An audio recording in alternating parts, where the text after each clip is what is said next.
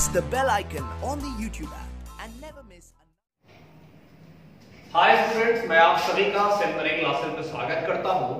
जैसा कि पिछला वीडियो आप लोगों ने देखा जिसमें मैंने फेडरलिज्म का डेफिनेशन और उसका फीचर डिफाइन किया था, तो अगर आपने पिछला वीडियो अगर नहीं देखा है तो उसे देख लें, तभी इसको देखेंगे तो आगे की बात आपको समझ में आसानी से आएगी। तो इस वीडियो में हम लोग चर्चा करेंगे कमिंग टुगेदर फेडरेशन और होल्डिंग टुगेदर फेडरेशन, जो कि फेडरल गवर्नमेंट का दो टाइप होता है, इसके बीच के बारे में हम लोग चर्चा करेंगे।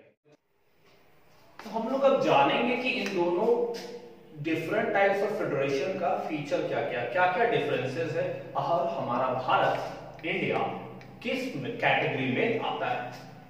कमिंग टुगेदर फेडरेशन उसको कहते हैं जिसमें इंडिपेंडेंट स्टेट्स हो, वैसे स्टेट जो इंडिपेंडेंट हो लेकिन वो साथ में मिल जाते हैं ताकि वो एक बिगर यूनिट बना पाए। और ऐसा वो क्यों करते हैं? क्योंकि इससे उनकी सिक्योरिटी सिक्योर हो सकती है, उनको जो है सुरक्षा मिल सकता है। इसको आप ऐसे समझ सकते हैं जैसे कंबाइनेशन रिएक्शन होता है केमिस्ट्री में, CaO प्लस CO2 जोड़ के CaCO3 हो गया। तो यहाँ पे वैसे ही कि कुछ इंडिपेंडेंट स्टेट से वो कंबाइन हो जाते हैं, एक कंट्री में मिल जाते हैं। Why are they doing so? ताकि वो एक सिक्योर हो सके। समझिए, जैसे पहले जमाने में ऐसा हुआ करता था कि आप कहीं जा रहे हैं कारोबार के लिए, व्यापार के लिए, तो अकेले आप निकले हैं, कम लोगों के साथ निकले, आपको रास्ते में एक और ग्रुप मिल गया जो ज्यादा लोगों का ग्रुप है, तो आपको लगा कि कहीं हमला हो, अटैक हो, तो उससे बचाने के लिए बेहतर तो यही है कि मैं उस ग्रुप का पार्ट बन जाऊं। तो ठीक इसी तरह से ऐसा हुआ है और ये एग्जांपल देखने को मिलेगा यूएसए में, स्विट्जरलैंड जैसे देशों में। दूसरा है ये फेडरेशन, होल्डिंग टुगेदर फेडरेशन इसे कहते हैं हम लोग, जिसमें एक बड़ा कंट्री खुद को डिसाइड करता है कि अपने पावर को कुछ स्टेट्स और नेशनल गवर्नमेंट यानी सेंट्रल गवर्नमेंट और उसके अलावा स्टेट्स जो है कॉन्स्टिट्यूएंट स्टेट्स कहते हैं वैसे स्टेट्स को, जिससे मिलकर देश बना होता है। जैसे भारत में यूनियन टेरिटरी भी है, स्टेट्स भी है, तो सारे के सारे इसके अंदर आए। तो होल्डिंग टुगेदर फेडरेशन का मतलब जब एक बड़ा कंट्री अपने पावर को डिवाइड करेगा स्टेट्स में और सेंट्रल गवर्नमेंट के बीच में, इसको हम लोग कहते हैं होल्डिंग टुगेदर फेडरेशन। इसे आप डीकंपोजिशन रिएक्शन टाइप का देख सकते हैं, CaCO3 and it is divided into CaO plus CO2। अब इसका एग्जांपल है भारत और स्पेन जैसे देश। आगे और फीचर डिस्कस करते हैं कि जो कमिंग टुगेदर फेडरेशन है, यहाँ जितने भी कॉन्स्टिट्यूएंट स्टेट्स होंगे सबके पास बराबर पावर है, सबके पास इक्वल पावर है। जबकि इस सिचुएशन में आप देखिएगा कि अलग अलग स्टेट्स को बराबर पावर नहीं है बल्कि अनइक्वल पावर है। मैं कुछ एग्जांपल के माध्यम से आपको ये बातें समझाता हूं। जैसे भारत की बात करें तो इंडिया में यूनियन टेरिटरीज एक चीज होती है, यानी केंद्र शासित प्रदेश, जहां पे केंद्र का राज होता है और उनके पास वो पावर नहीं होता जितना स्टेट के पास होता है, यानी स्टेट से कम पावर होता है। किसके पास? यूनियन टेरिटरीज के पास। समझ गए बात? अब यूनियन टेरिटरीज और स्टेट में वही डिफरेंस जैसे बड़ा भाई या छोटा भाई के बीच में होता है। घर में बड़े भाई को जो पावर मिला होता वो छोटका टुड़िया मुझे को तो वो पावर नहीं मिला होता है। तो यूनियन टेरिटरीज है, इसके अलावा कुछ ऐसे स्टेट्स भी है जिनको ज्यादा पावर मिला होता है। जैसे कश्मीर की बात की जाए, आर्टिकल 370 के हटाए जाने से पूर्व कश्मीर के पास ज्यादा पावर। और अभी भी देखा है तो कुछ ऐसे स्टेट्स हैं जो नॉर्थ ईस्टर्न स्टेट जिसे हम लोग कहते हैं, जो आर्टिकल 371 के अंदर कवर होते हैं, वहां पे भी आप सारे लोग जमीन नहीं खरीद सकते हैं, जा नहीं सकते, फ्रीडम टू मूवमेंट जैसी चीजें वहां पे बहुत सारे एरिया में नहीं, restricted.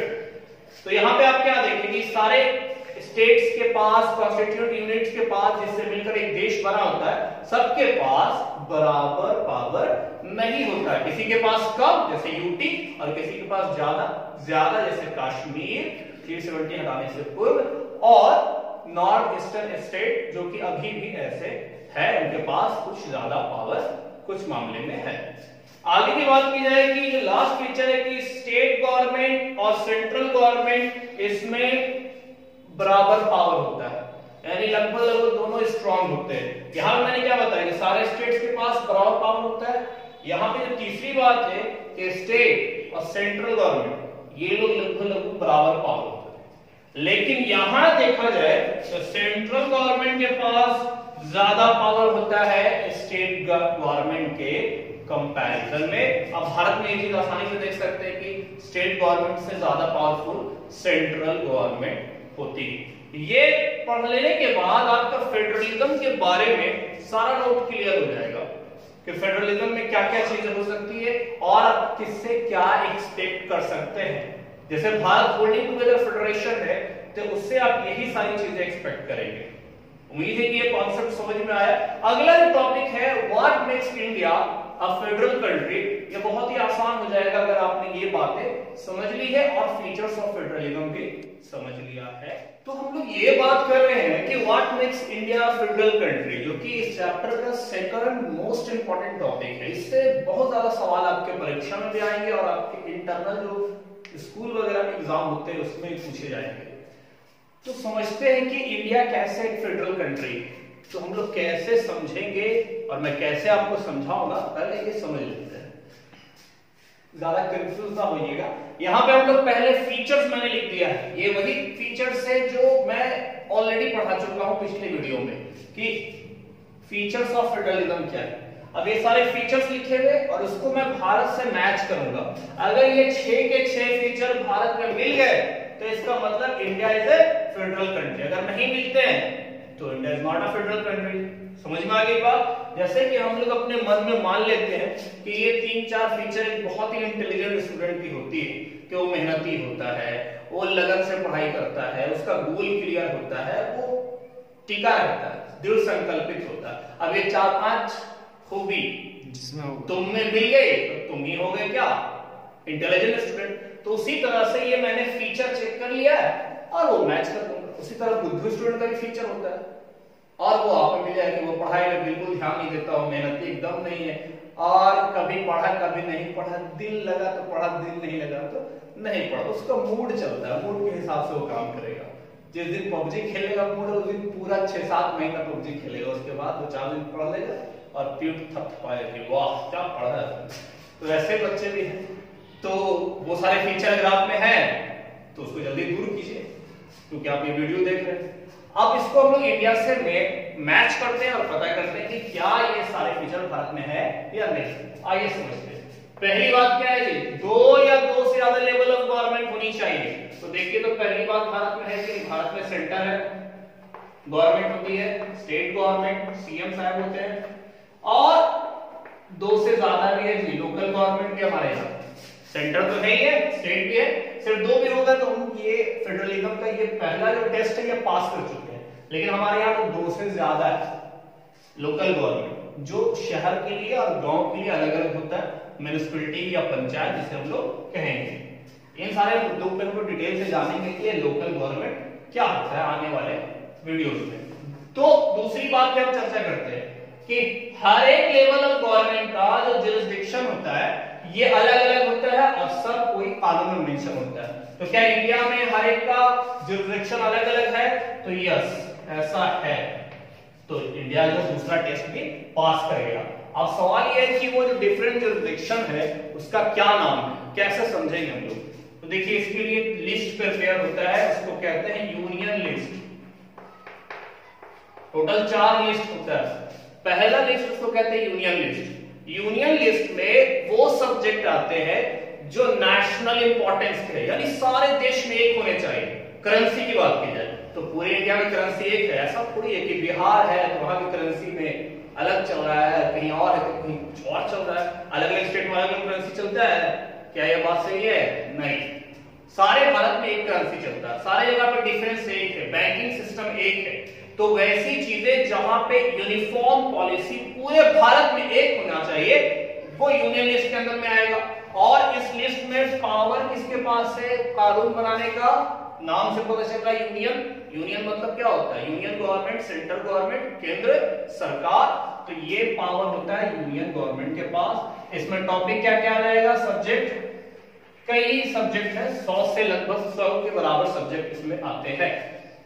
Defence, banking, communication, currency, etc. दूसरा जो लिस्ट है उसे हम लोग कहते हैं स्टेट लिस्ट। ये तो नाम से आपको क्लियर हो गया होगा, बहुत इंटेलिजेंट है, हम जान रहे। स्टेट लिस्ट का मतलब ऐसा लिस्ट जिसमें वो सब्जेक्ट होगा जो स्टेट के लिए इंपॉर्टेंट होगा, और इसमें कानून बनाने का पावर किसके पास होगा? स्टेट गवर्नमेंट के पास। कुछ एग्जांपल देखा जाए, एक एग्जांपल आता है एग्रीकल्चर, खेतीबाड़ी, पुलिस, ये स्टेट लिस्ट के अंदर में आता है। इसको समझते हैं। आपके किताब में एक क्वेश्चन दिया हुआ है, उससे आप स्टेट लिस्ट का मतलब समझ जाते हैं। जैसे इंडिया में नक्सलवाद, माओवाद is a very dangerous problem, एक प्रॉब्लम है। तो अब सेंट्रल गवर्नमेंट अगर छत्तीसगढ़, बिहार सरकार या उत्तराखंड सरकार तीनों को निर्देश दे कि तुम मेरे हिसाब से तुम्हारी पुलिस काम करनी चाहिए, तो ऐसा करने के लिए सक्षम नहीं है, क्योंकि ये पुलिस स्टेट गवर्नमेंट के अंदर में आती है। आपको समझ में आ रही बात है? स्टेट लिस्ट में ये सारे सब्जेक्ट्स में लगभग 47 से 50 के अक्रॉस सब्जेक्ट्स हैं। अगला लिस्ट है, एक से हम लोग कहते हैं कंकरेंट लिस्ट। अब मैथ में आपने जरूर पढ़ा होगा कंकरेंट लाइंस। कंकरेंट लिस्ट उस लिस्ट को कहते हैं जिसमें स्टेट और सेंटर दोनों के पास पावर है कानून बनाने का। फिर से, सेंटर और स्टेट दोनों के पास कानून बनाने का पावर है, उसे हम लोग कंकरेंट लिस्ट कहते हैं। अगर सेंटर की बात और स्टेट की बात टकरा जाए, यानी सेंटर कहे कि ऐसा होना चाहिए, स्टेट बोले कि नहीं ऐसा होना चाहिए, इफ दे बोथ आर टकराइंग टुगेदर, दे बोथ क्लैश, इनके बीच में अगर क्लैश हो जाता है, तब उस मामले में आपको याद होगा होल्डिंग टुगेदर फेडरेशन का फीचर, इंडिया क्या है? Holding together. और उसमें मैंने बताया था कि इंडिया में सेंट्रल गवर्नमेंट ज्यादा पावरफुल है स्टेट गवर्नमेंट के कंपैरिजन में। तो अगर दोनों के बीच में टकराहट होती है, तो सेंट्रल गवर्नमेंट की बात पास की जाएगी, स्टेट गवर्नमेंट की बात पास नहीं की जाएगी। अब इसमें सब्जेक्ट कौन कौन सा आ जाएगा? एक तो एजुकेशन आ जाता है, फिर मैरिज वगैरह से रिलेटेड जो चीज है, और भी सब्जेक्ट्स फॉरेस्ट वगैरह, ये कंकरेंट लिस्ट में आता है। इसके अलावा एक और लिस्ट है, एक और सब्जेक्ट जिसे रेसिड्यूरी लिस्ट या रेसिड्यूरी सब्जेक्ट्स हम लोग कहते हैं। ये रेसिड्यूरी सब्जेक्ट किसको कहते हैं? संविधान बन गया, संविधान कब बना था? फाइनली लागू हुआ था 26 जनवरी 1950 को, जिस दिन हम लोग क्या मनाते हैं? Independence day Republic day.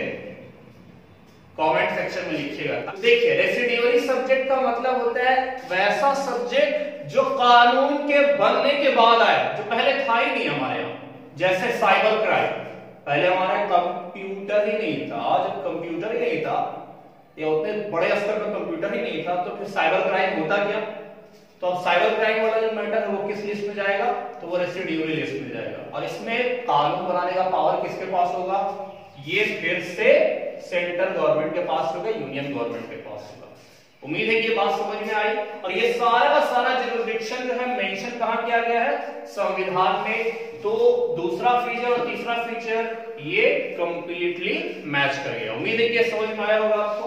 आगे देखते हैं, fundamental provision of the constitution को एक लेवल ऑफ गवर्नमेंट चेंज नहीं कर सकता, उसके लिए अलग लेवल ऑफ गवर्नमेंट की रिक्वायरमेंट होती है, उनकी मर्जी की। अब आगे देखते हैं कि क्या ये बात इंडिया में लागू होता है या नहीं। अब तक तीन फीचर हम लोग मैच कर लिए। दो या दो से ज्यादा लेवल ऑफ गवर्नमेंट होता है? हाँ होता है। सबका अलग जुरिसडिक्शन? हाँ है। क्या क्या नाम है? ये सब हम लोगों ने बात किया, यूनियन, स्टेट, कंकरेंट लिस्ट और रेसिड्यूरी लिस्ट। सब कुछ कानून में मेंशन है? बिल्कुल मेंशन है। चौथी बात कि क्या fundamental provision of the constitution एक लेवल ऑफ गवर्नमेंट के द्वारा चेंज नहीं किया जा सकता। तो भारत में जैसे कि फेडरलिज्म, पावर शेयरिंग इसे का जो टाइप है, ये जो फेडरलिज्म है, पावर शेयरिंग है, ये एक फंडामेंटल प्रोविजन में आता है। तो क्या इसको आसानी से चेंज किया जा सकता है? नहीं। इसको चेंज करने का तरीका क्या है? इसको अमेंड कैसे कर सकते हैं?